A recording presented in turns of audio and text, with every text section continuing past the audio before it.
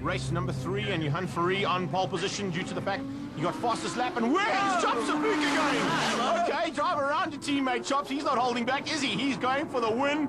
He means business. He's going to get the whole shot into Potters, and he's caught everybody else sleeping. But I think there might have been a little jump start there from Chops Sabuka. You think? I don't know what line he was watching, but man, he got off the line well. And he's got a great gap as well. When he's pulled about like 3 car lengths as well. Ferrari's going to have to work double hard. Well, he's already doing that right now. Ferrari is so good on the brakes, really into Copacabana. And right now, though, he's going to be chasing down Chops Sabuka.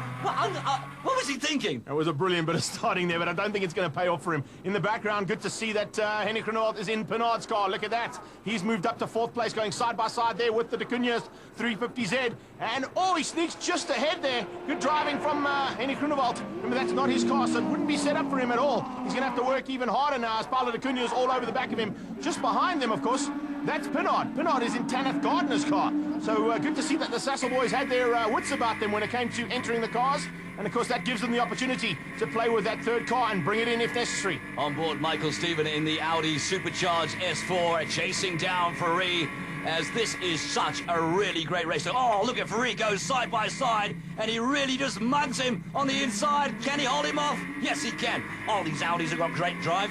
Brilliant bit of driving there from Chops Sabuka, just not giving Johan Ferrari enough room to play, but keeping me on the black stuff is the most important thing. 3 Audis, 1, 2, and 3 on the road as well, so it's a battle royal there for the 4 rings, and they are holding everybody back at this stage. No one can run at the kind of pace that they have. It's a big pity that the BMs weren't able to be sorted out. Both of those cars out for the rest of the day, but it's now Audis 1, 2, and 3, and this time it's Chops Sabuka leading the battle. Well, we're also very fortunate to have 2 Subarus out there right now. Now, wouldn't it be a raising of eyebrows if Henrik Grunewald went faster in Pinard's car? It'd be pretty impressive stuff. I'm kind of waiting to see what his lap times are going to be like. They're in Copacabana, and Ferrari and Stephen were side by side. Just enough room given there to play, and once again, here we go. Down the beach straight towards gate corner. Ferrari's on the inside. Can Michael Stephen drive around his outside? He's going to try hard to do that.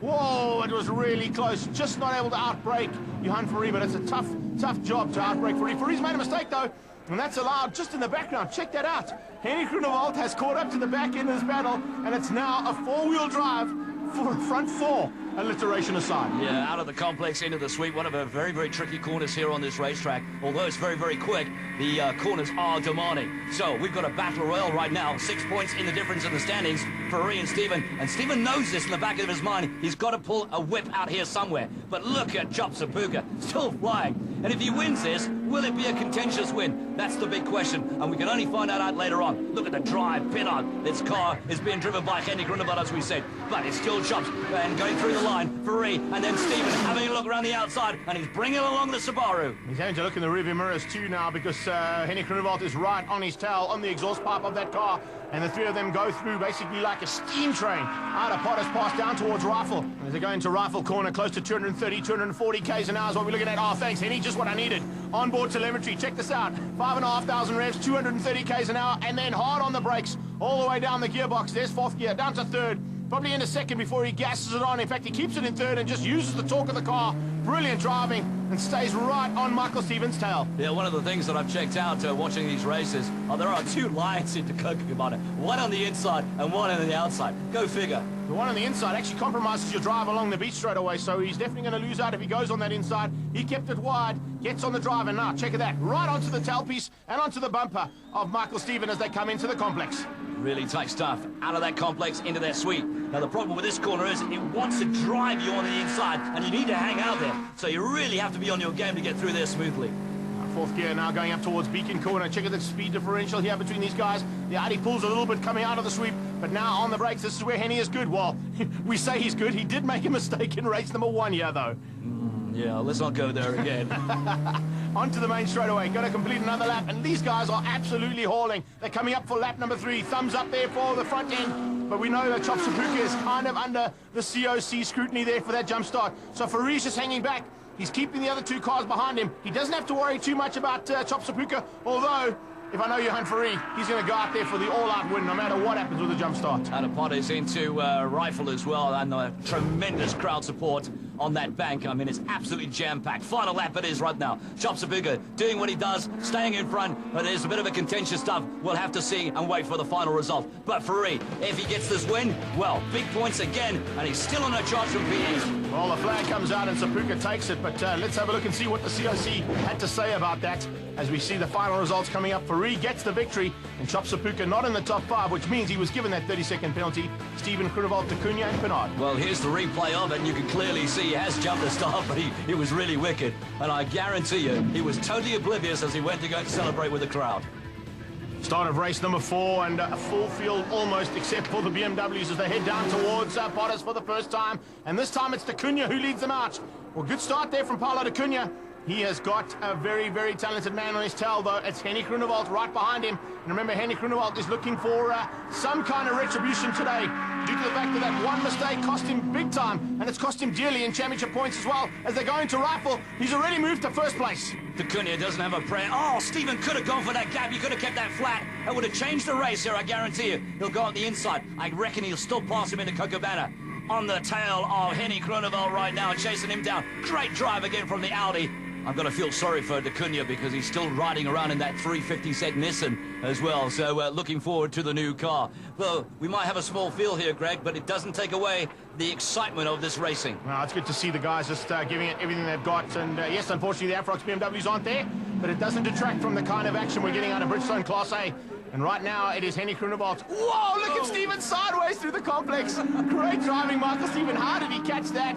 Oh, only he knows. They come out of the complex through the sweeper, back on board with Michael Steven. He's going to go for a late outbraking maneuver up here at Beacon Corner, but not if Henny Groenewald goes as defensive as he's just decided to do now. Well, that's not going to stop Michael Steven. He'll look for some tarmac and try and get around there. They have a little bit of a nudge. Rubbing is racing.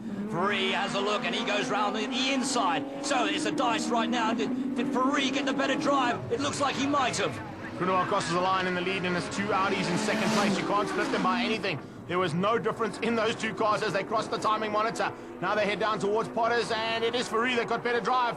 Perfectly done coming out of Beacon Corner. Michael Steven goes onto his slipstream, tries to use a little bit more of that slipstream as they head through Rifle. And can he get him on the brakes? Now we're on board once again with Michael Steven. That is Ferrari, the man he has to pass and get ahead of, because this is where the championship could be decided here. These guys are so close, there's nothing in it between them. And of course, Michael Steven has taken a victory today, so has Jan Ferrari. And now we're going to look to see whether or not he can get a third one.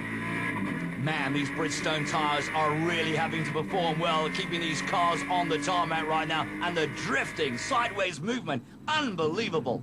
Looks like there's a little bit of smoke coming off the front end there of Michael Steven's car as they came down the beach straight. A little bit of body work off the back end of Groenewald's car too, so he must have got rubbed by somebody. I think that was from when he got touched by Michael Steven. The two of them came together at Beacon Corner. There's a move. As I said, Steven slowing down. There was definitely a problem on the front end of that car. Sapuka's gone through like he was standing still. So there is a hassle here for Michael Steven. He's going to have to try and nurse this Audi home. He needs points. He cannot go into pit lane. Yeah, then saying that, so does Henny Groenewald. He knows that he's got to stay in touch as well. And you're quite rightly saying that bodywork reminds me of the vulture in the Jungle Book. All flaps. Exactly. Let's see whether or not he can keep it all together. Ferrari's not going to be happy about that. Sitting behind Henny Groenewald is not where he wants to be. They're coming down to the final time for the complex gate corner. Just ahead of this is, of course, Graham Nathan in the Class T Golf. And now, will he come into play here? Let's have a look. He moves out of the way. Great driving there. And you can see, this is so close between these two guys. There is no doubt about it. Henny Groenewald is not going to give this up. Whoa! Look at the drifting on that car. Ferrari chasing him down, and Groenewald is holding on for dear life. He would need a race win here just to stay in touch. Chopsabuka wants to make up for lost ground too. Remember, he was demoted down to 6th place because of that jump start. Oh, Ferrari had a big look, but can't make it thick. It's going to be a drag to the line. It's going to be 3 cars almost side by side. If Sabuka can do anything about it, they come across the line. Groenewald is going to hang on. Only just though. How did he hang on to that?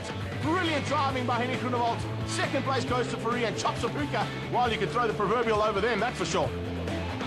Absolutely fantastic. Exciting stuff here in round 6 in East London, just like we like it.